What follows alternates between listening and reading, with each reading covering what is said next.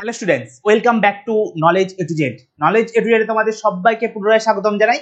আজকের ক্লাসে আমি তোমাদেরকে ক্লাস 10 এর জীবন বিজ্ঞানের সেকেন্ড সাবমেটিভ এক্সামের সাজেশন দিতে চলেছি।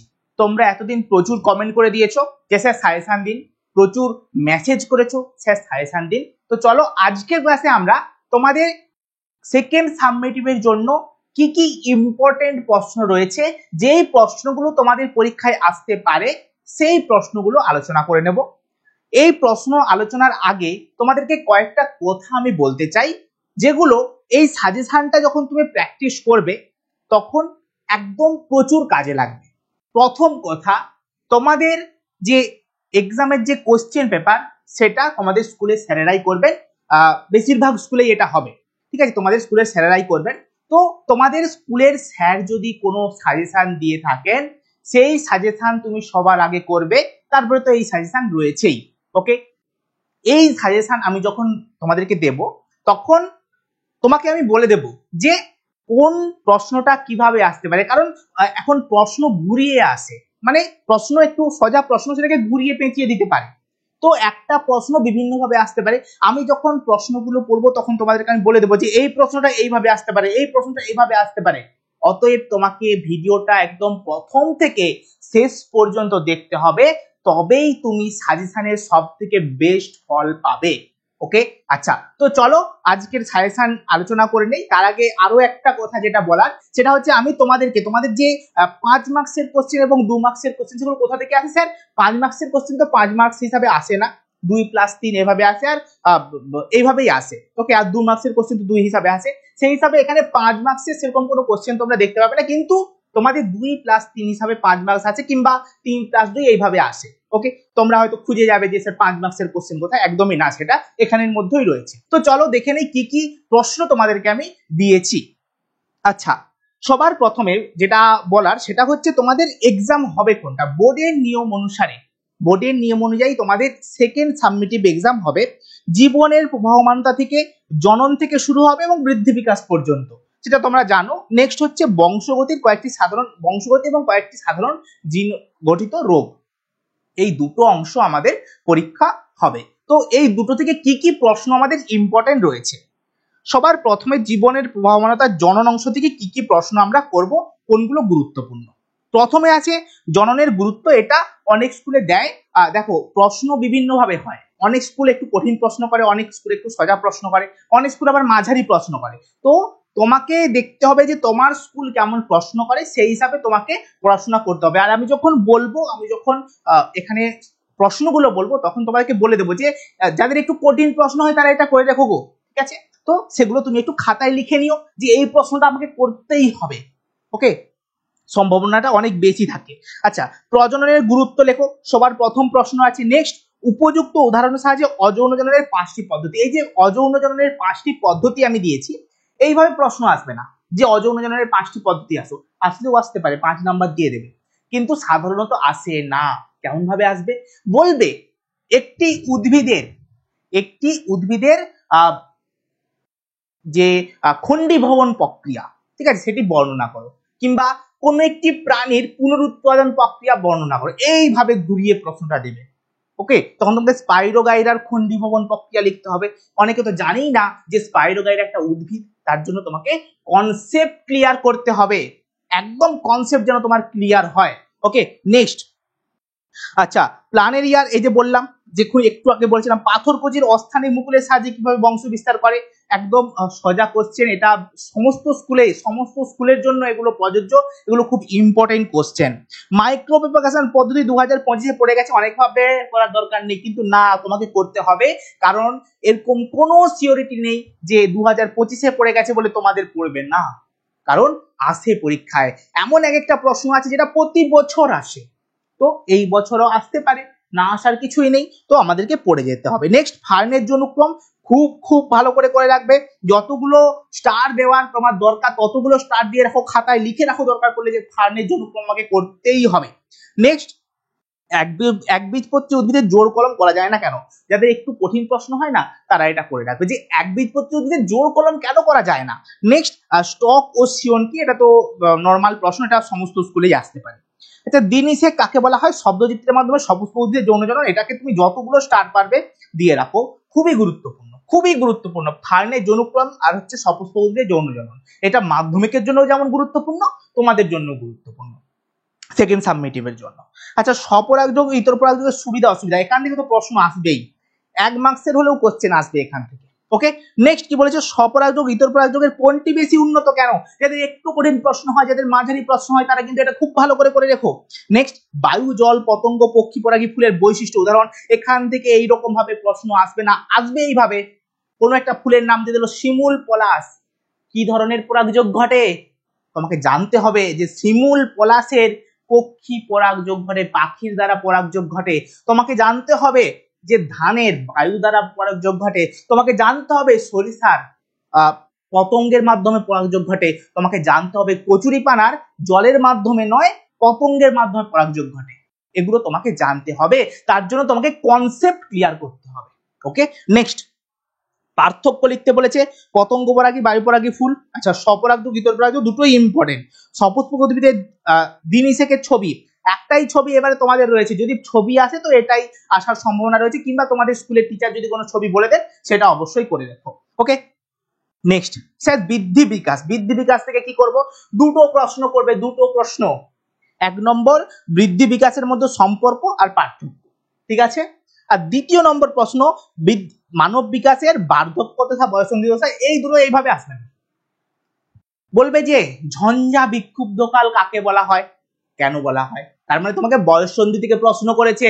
তুমি ভাববে যে স্যারের সাজেশনে তো ছিল না, কিন্তু না, সাজেশনেই ছিল, তোমাকে ঘুরিয়ে প্রশ্ন করা হয়েছে। অবশ্যই তোমাকে ওটা জানতে হবে যে বয়ঃসন্ধিকালে কি কি বৈশিষ্ট্য রয়েছে। যখন তুমি বৈশিষ্ট্য পড়তে যাবে তখনই একটা পয়েন্ট থাকবে, এটাকে ঝঞ্ঝা বিক্ষুব্ধকাল বলা হয়। বুঝতে পেরেছো? অবশ্যই সেটার জন্য তোমার কনসেপ্ট, বারবার বলছি, কনসেপ্ট যেন ক্লিয়ার থাকে। চলো নেক্সট, নেক্সট চ্যাপ্টার রয়েছে বংশগতি এবং কয়েকটি সাধারণ জিনগত রোগ। এই যে চ্যাপ্টারটা, কারো যদি কনসেপ্টে একটা গন্ডগোল থাকে, কারো যদি কনসেপ্টে একটু গলদ থাকে, সে এখান থেকে কিচ্ছু করতে পারবে না, এখানে তুমি টাচ করতে পারবে না।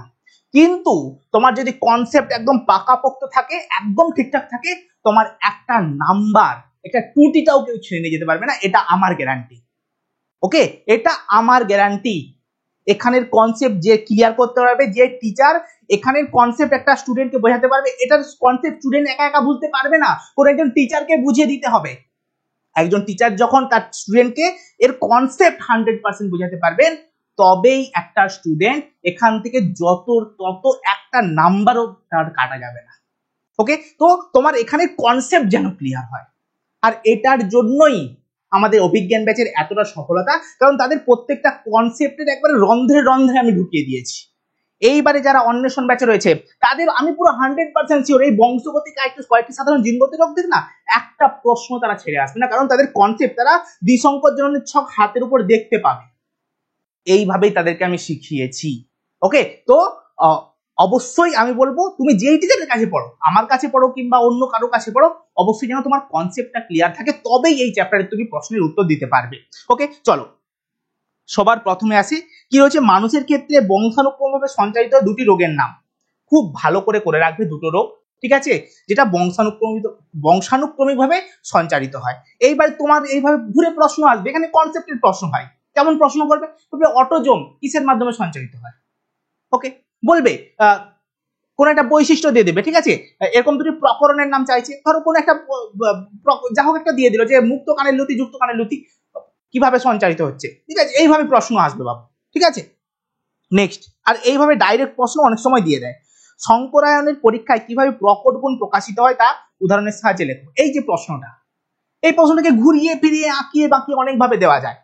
তো এই প্রশ্নের যেমন কনসেপ্ট তোমার ক্লিয়ার থাকে, এটাই আমি বারবার বলছি। কেন বারবার বলার একটাই কারণ, যে তোমাদের এখনো সময় আছে, তুমি কনসেপ্টটা ক্লিয়ার করে নাও। এই চ্যাপ্টার থেকে যেন একটা জিনিস তোমার মানে বাদ না যায়, কারণ একটা যে খারাপ স্টুডেন্ট তারও কনসেপ্ট ক্লিয়ার করানো যায়, এটা আমি প্রমাণ করে দেখিয়েছি। ওকে, একটা খারাপ স্টুডেন্টেরও কনসেপ্ট ক্লিয়ার হতে পারে। সে খারাপ কেন খারাপ? কারণ তাকে বোঝানো হয়নি, তাকে বোঝাতে হবে সেইভাবে, একটা স্টুডেন্টকে সেইভাবে বোঝাতে হবে। বুঝতে পেরেছো? চেকার বোর্ড দেখলে স্টুডেন্টরা ভয় পালিয়ে যায়, চেকার বোর্ডে চ বুঝতে পারে না, একটা ক্লাস করে তারপরে বলে যে স্যার চেকার বোর্ড, আমার একদম কোনো চেকার বোর্ড না এঁকে উত্তর করতে পারে।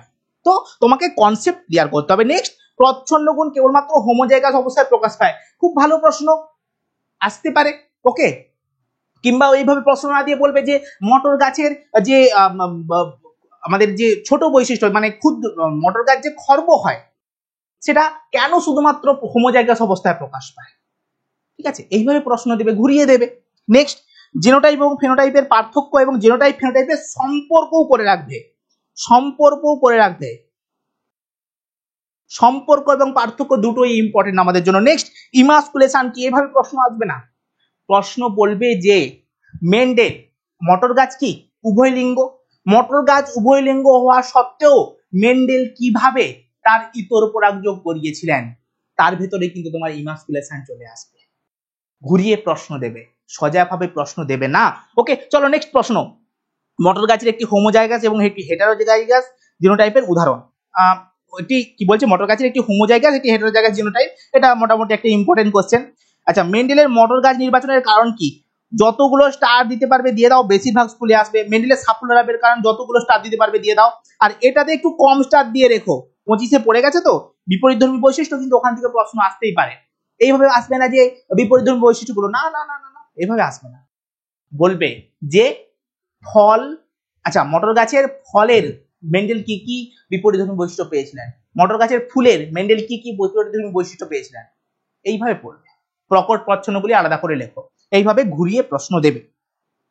গিনিপিকের এক সংকর জনন পরীক্ষা চেকার বোর্ডের সাহায্যে বুঝিয়ে দাও। খুব ভালো করে রেখো, একদম সোজা, একদম সোজা, কোনো সমস্যা নেই। গিনিপিক মটর দুটাই করে রাখবে। নেক্সট, মেন্ডেলের স্বাধীন, এই দুটো সূত্রের মধ্যে একটা সূত্র তোমাদের আসতে চলেছে, মাধ্যমিকে হয়তো আসবে। ঠিক আছে, মাধ্যমিকের সময় তো সাজেশন দেবই, মাধ্যমিকেও আসতে পারে। নেক্সট, মটর গাছের আচ্ছা বীজের বর্ণ এবং বীজের আকার এই দুটি বৈশিষ্ট্য মিলে মেন্ডেলের দ্বিসংকর জনন পরীক্ষা করেছিলেন। এই পরীক্ষার এটা বলতে চেয়েছি কি স্যার, দ্বিসংকর জনন, প্লেন বলতে চেয়েছে দ্বিসংকর জনন। ওকে, আচ্ছা এইভাবে প্রশ্নটা আসতে পারে, ঘুরিয়ে প্রশ্ন দিতে পারে। বলবে না দ্বিসংকর জনন, মেন্ডেলের দ্বিসংকর জনন পরীক্ষাটি দ্বিতীয় জনু F2 জনু পর্যন্ত চেকার বোর্ডে সাজিয়ে রাখো, না না বলবে না। এইভাবে ঘুরিয়ে দেবে প্রশ্ন।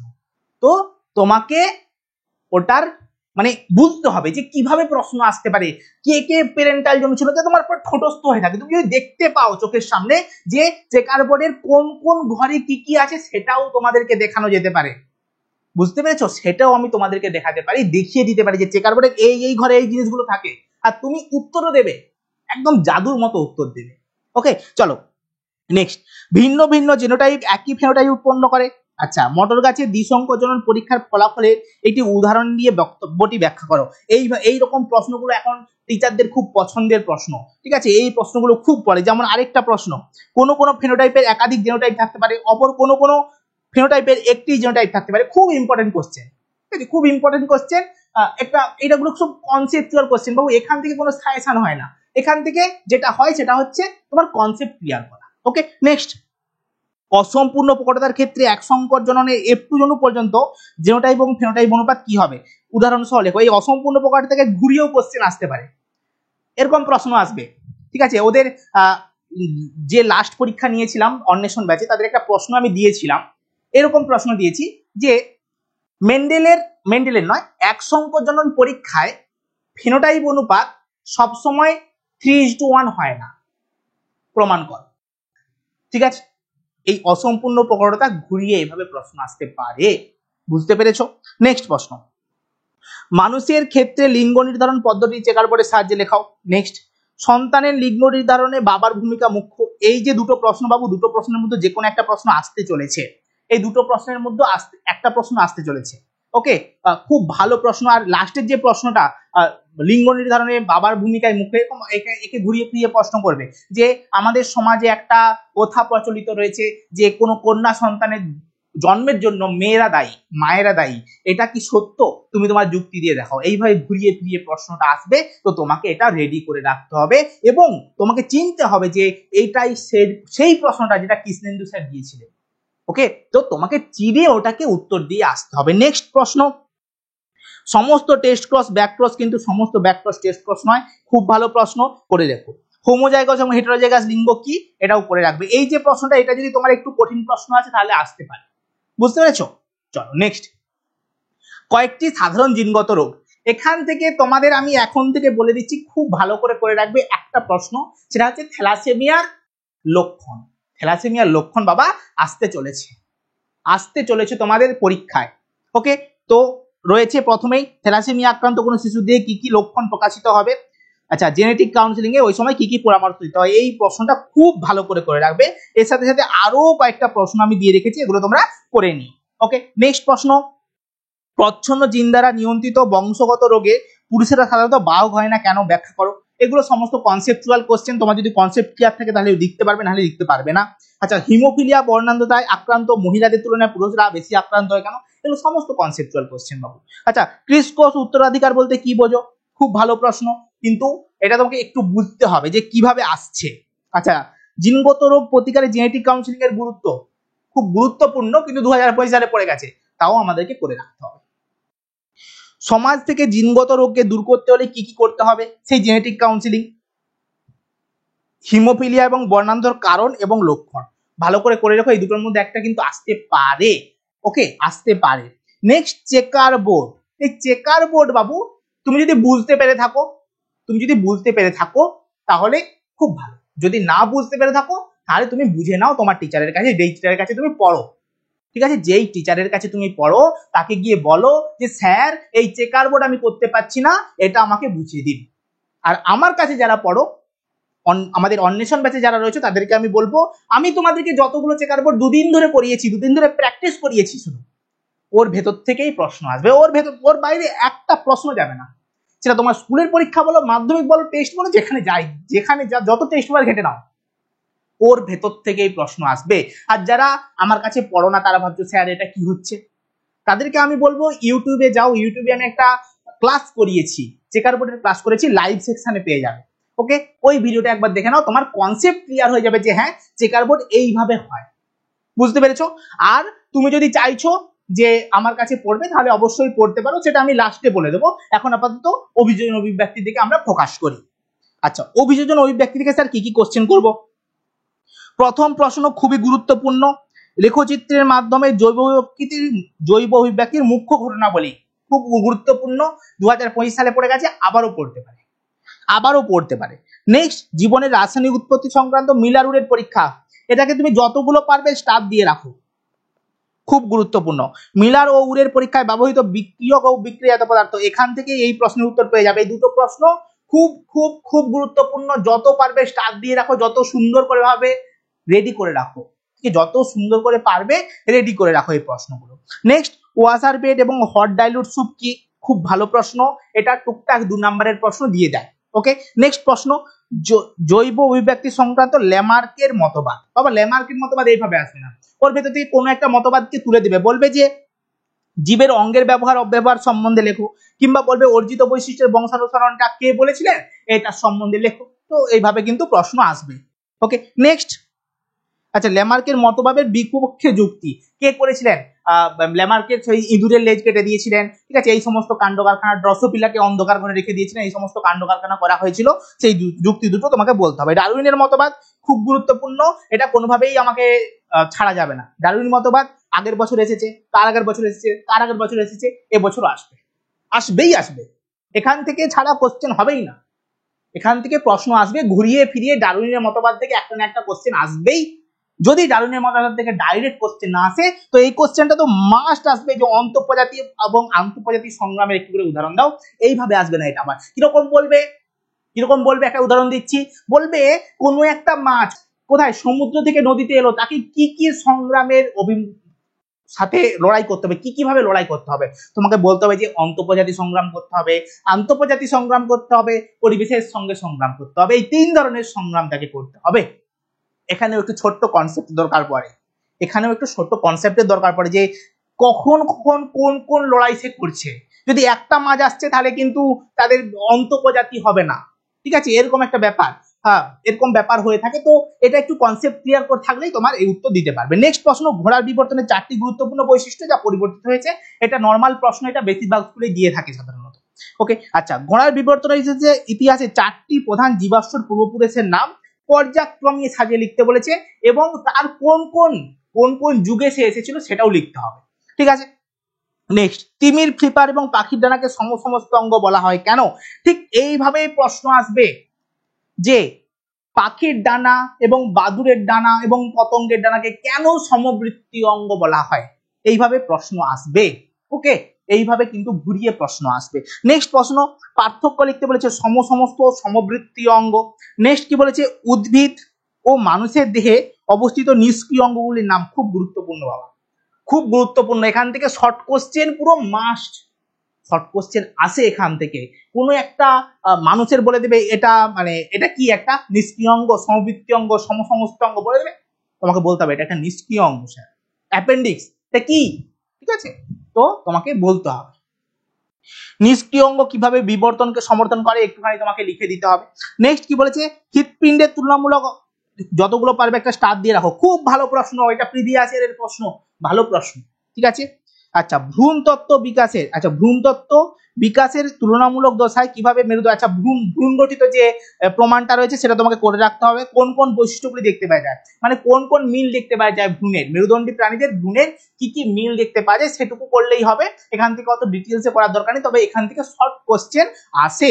ওকে, নেক্সট, অভিযোজন থেকে আমরা কি কি করব, আচরণ, অভিযোজন এবং অভিব্যক্তি কিভাবে সম্পর্কিত, সুন্দরী গাছ করতে হবে, লবণ সহনের জন্য কি কি রয়েছে, জাঙ্গল উদ্ভিদ এটা করে রাখবে। আচ্ছা, জাঙ্গল উদ্ভিদ যদি তোমার পড়ে তাহলে তুমি ভাববে তোমার কোশ্চেন কিন্তু একটু ঘুরিয়ে টুরিয়ে রয়েছে, তো তোমাকে একটু সাবধান হয়ে যেতে হবে। মানে কি, যাদের একটু কঠিন কোশ্চেন হবে তাদের জাঙ্গল উদ্ভিদটা আসবে। এখান থেকে আসবে পর্ণ কাণ্ডটা খুব ভালো করে রাখবে। আর বলবে আরেকটা জিনিস করে রাখবে যে জল সঞ্চয়ের জন্য কি কি করে ওরা, পাতা কাটায় রূপান্তরিত হয়ে যাচ্ছে, তার ফলে কি কি লাভ হচ্ছে, এই জিনিসগুলো তোমাকে করে রাখতে হবে।